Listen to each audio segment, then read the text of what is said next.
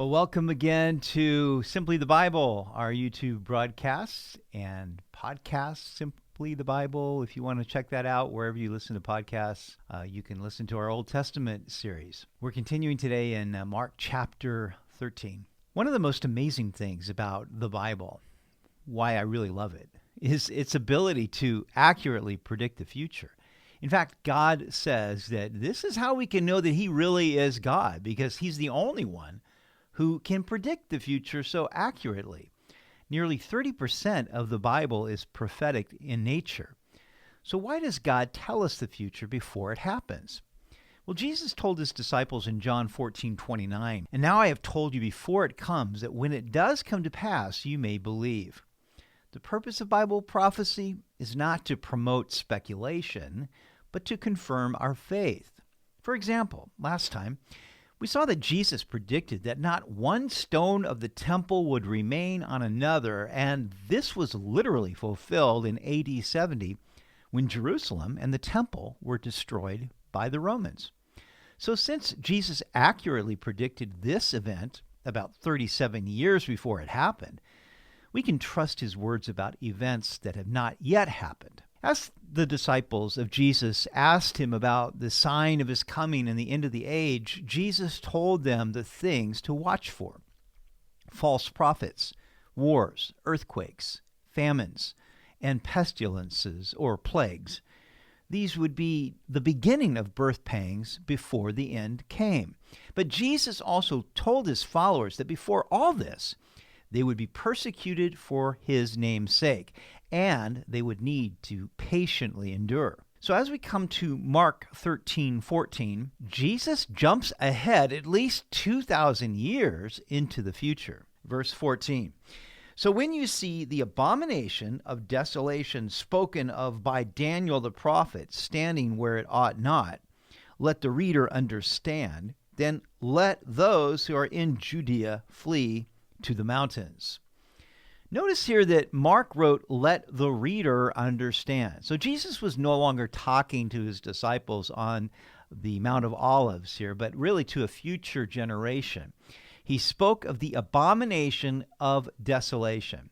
We find this in Daniel chapter 9. And in this amazing prophecy, God gave the very day that Jesus would make His triumphal entry into Jerusalem, 600 years before it happened.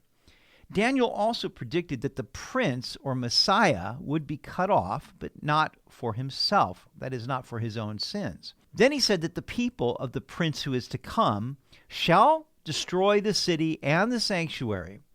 This predicted the destruction of Jerusalem and the temple. But it also gives us an important clue as to the identity of the Antichrist, the beast, as he's called in Revelation. He is the prince who is to come, and since it is His people who destroyed Jerusalem, we know from this and from other scriptures that the Antichrist will arise from the reformed Roman Empire in Europe. So when he comes on the world scene, he will confirm a covenant with Israel for 7 years.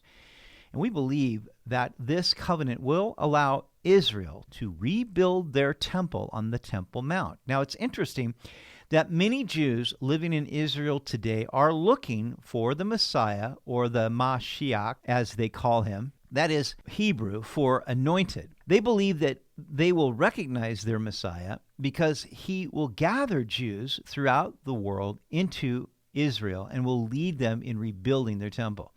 Now, many believe He will come following a time of war. Can you believe that? War in the Middle East? But then He will have great military ability. We infer from Daniel's prophecy that this covenant will grant Jews the opportunity to rebuild their temple on the northern portion of the Temple Mount in Jerusalem, probably putting a wall next to the Dome of the Rock Mosque. Then the whole northern side will be for the Jews to have their religious center, and the Muslims can keep the southern side. It is interesting that when John was told to measure the temple in Revelation 11, the Lord commanded him not to measure the outer court because it had been given to the Gentiles.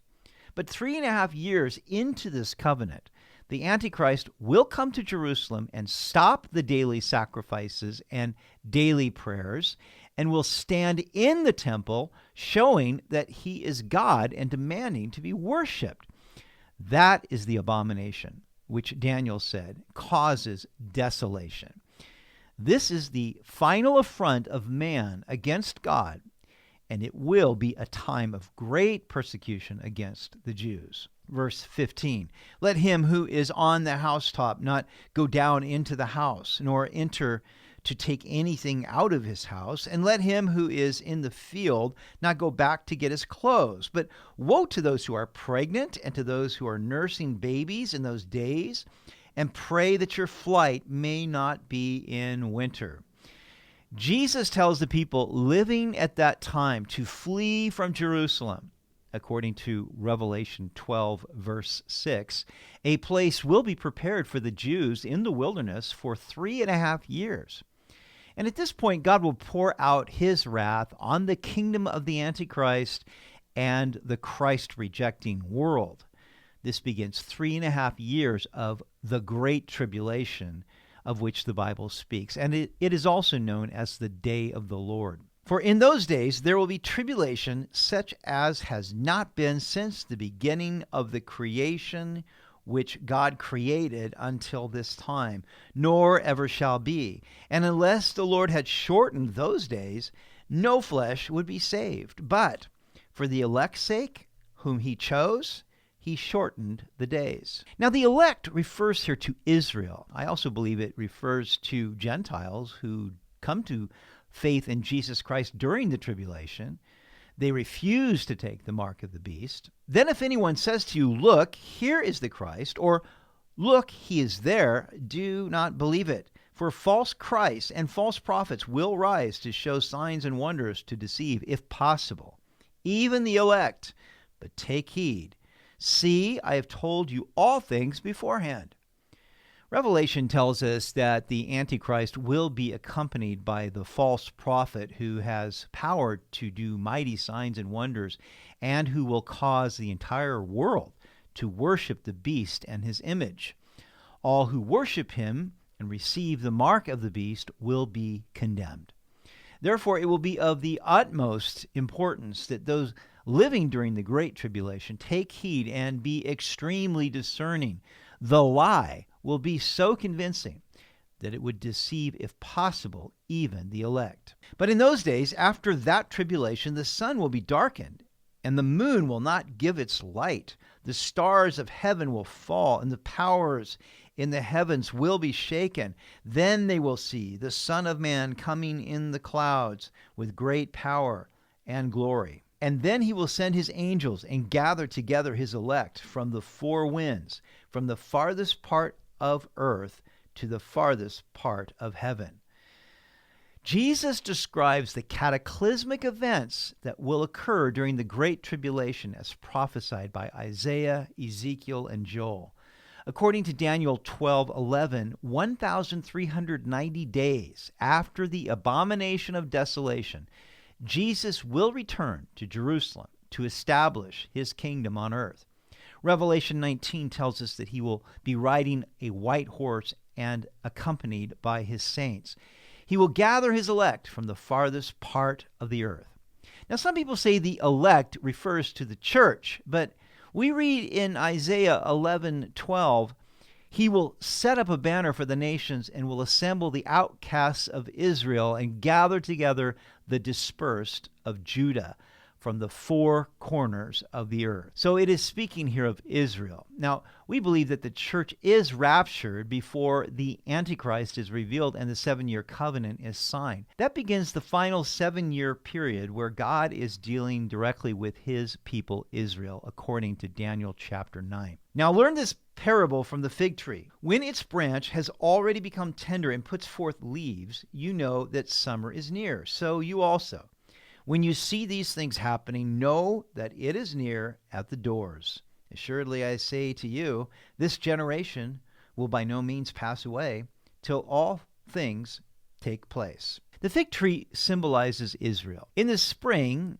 its branch becomes tender, it buds, and then it puts forth leaves, announcing that summer is near. It is the sign of new growth. And so Jesus told us in this parable to watch Israel, for as Israel comes back to life from its period of dormancy, it marks the beginning of the end. The prophets concurred that after Israel would be scattered throughout the world, God would gather his people into their homeland. In Ezekiel 37, the prophet was taken to a valley of dry bones and told to prophesy to them. And then before his eyes the bones came together, muscle and flesh grew upon them, and they arose to become a mighty army. Even so God would gather his people from their graves and bring them back to Israel. After 1900 years of dispersion, Israel became a nation in 1948, and in 1967, the Jews regained control of Jerusalem and the Temple Mount. The fig tree has come to life.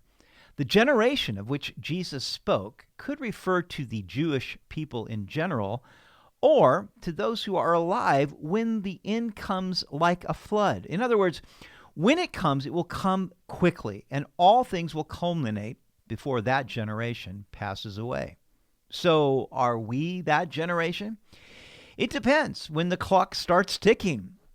At the very least, we are observing significant events that Jesus said would announce the end of the age. Heaven and earth will pass away, but my words will by no means pass away. That is the one thing we know for sure, that everything Jesus said will come to pass in its time.